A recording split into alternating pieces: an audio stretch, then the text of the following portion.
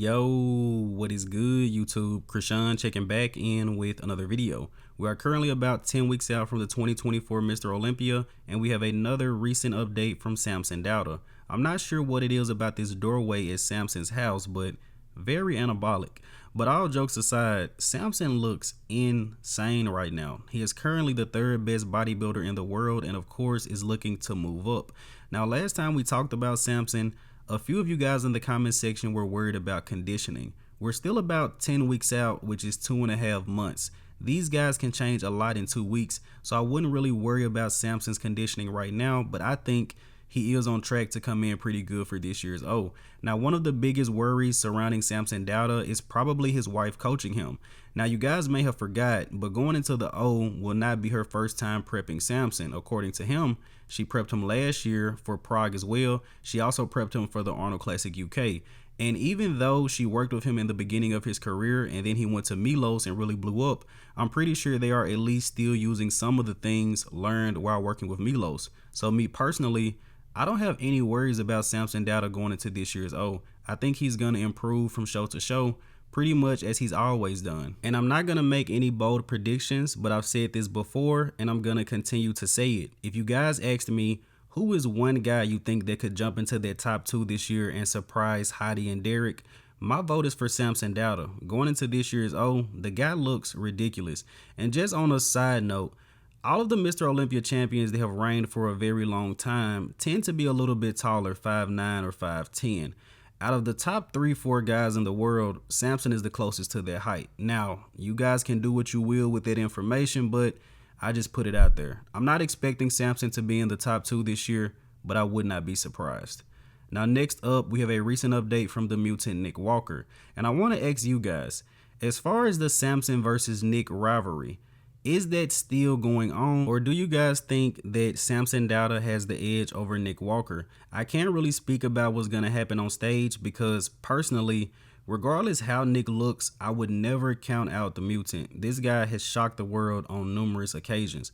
But looking at physique updates, Samson seems like he's going to get the edge over Nick this year. I'm curious to know what you guys think, but from a physique update aspect, Samson's looking pretty good. Now, to be fair, it could be me, but Nick is looking a little bit better structurally in this front relaxed pose. And credit to Nick because these are probably his 2 worst poses and he's just putting them out there in very bright lighting. And I just want to clarify, the longtime watchers of the channel know I'm a huge fan of Nick Walker. So for any new subscribers, don't think I'm biased towards Samson or a Nick Walker hater.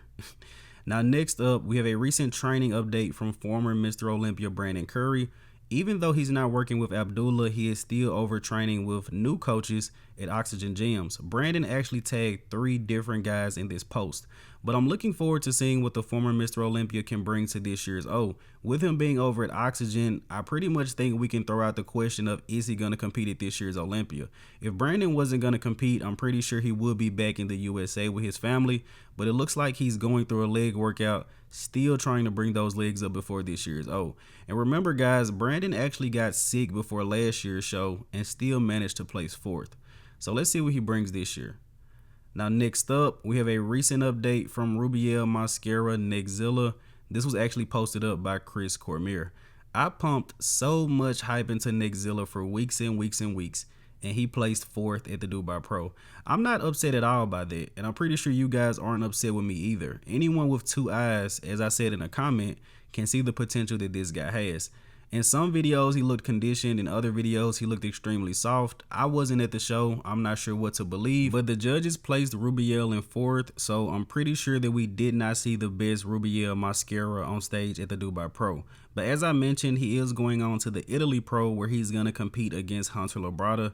And I love that. When Hunter announced that he was going to do the Italy Pro later in the year, I was worried about him not having any competition, getting an easy win, but Rubiel is going to make that a little bit tough for him. I hope. But you guys let me know in the comment section below, what are your thoughts about Rubiel Mosquera? I've shared this numerous times, but this guy is an absolute freak. The amount of muscle that he has on his physique doesn't even make sense. I think it's possible he has some type of disorder that makes him grow a ton of muscle. All jokes aside. Now next up, the winner of the 2024 Dubai Pro, Behrooz Tabani. And we've talked about Behrooz a ton over the past couple of weeks, with him taking second at the Tampa Pro Classic, him getting a win at the Flex Pro, and also him getting a win at the Dubai Pro. But I really just want to highlight Behrooz' determination and grit to just keep going. This guy qualified for the Mr. Olympia twice and was unable to make it due to visa issues, and we fast forward to now. This guy just walked home with a $100,000 check. The whole time he wasn't competing, Behrooz was constantly working, and now we're getting to see it in the forefront. I love it. Next up, we have a recent update from Rafa Brandao ahead of this year's Mr. Olympia. Rafa's quads look great. I really wish we could see more back updates because we already know you have great quads, Rafael. Now going into this year's O, as I've said before, really looking forward to seeing this guy. I don't see any reason for him not to be in the top 8 and potentially push the top 6. Again, he's working with Neil Yoda Hill, plenty experience with training champions. Now let's go over to the Tampa Pro for just 1 second. Classic Physique as well as 212 has wrapped up. So on the left, we have Justin Batarina. I'm probably butchering his name, but he was the winner of the Classic Physique division. And I'm not saying he looks exactly like Chris Bumstead, but I'm pretty sure you guys can see some similarities within the two physiques. Congratulations to Justin. He's actually been on Bodybuilding News Network, Sanchez's podcast before, so I've seen him on a podcast. And on the right, we have Jordan Janowitz, who won 212. He's headed to the O. I'm pretty sure a lot of you guys are familiar with Jordan. Incredible physique, very dense, and brings crazy conditioning. But 2 more guys are headed to the Mr. Olympia. And tomorrow, we have Men's Open. I'm not going to put out any predictions, but you guys know exactly who is the man to beat. Now let's go ahead and wrap up today's video here with the archive of the day. You guys let me know in the comment section below, who is this legendary bodybuilder? And as always, I hope you guys did indeed enjoy this video. And if you have not done so already, be sure to like the video and subscribe to the channel. We're on the road to 10,000 subs. I'm Krishan from Go Fitness, and that's it.